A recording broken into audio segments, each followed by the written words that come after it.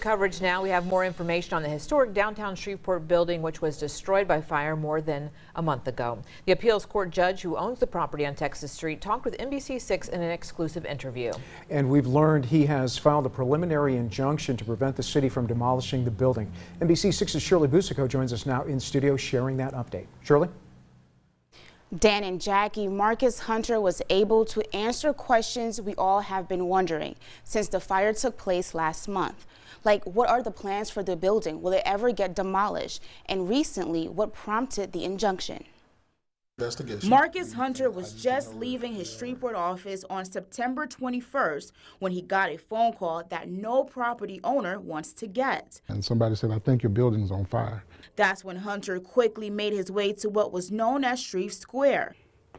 Observed what looked like a pretty healthy fire destroying my property, which was surprising to me considering the property has never had electricity, gas, or water on it, and it's been blighted since its purchase.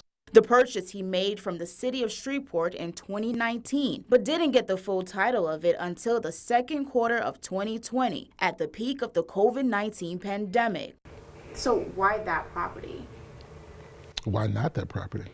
I mean, it's a jewel in North Shreveport. It's the first thing you see as people say as you come over the bridge. But this is what people see now, and some call it an eyesore. Neighboring businesses are asking for it to be demolished. One person's neglect is now causing financial burden, mental burden, and just a black eye on the city for what started as just one person's neglect. 2 days after the fire, the city issued a 30-day notice to demolish the little that's left of the building.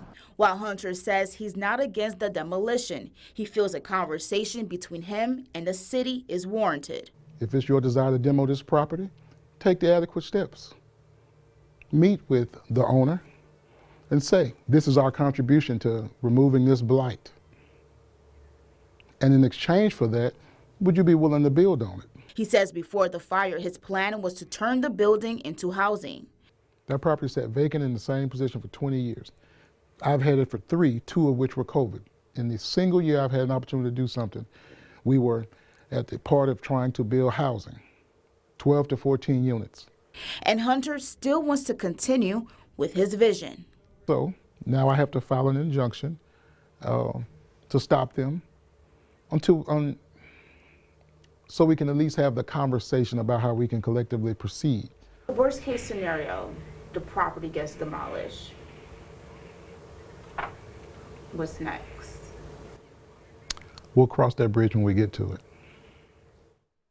The city has been advised by the city's attorney's office that they cannot comment on matters of potential and pending litigation. Dan and Jackie. All right, very interesting. Thank you, Shirley.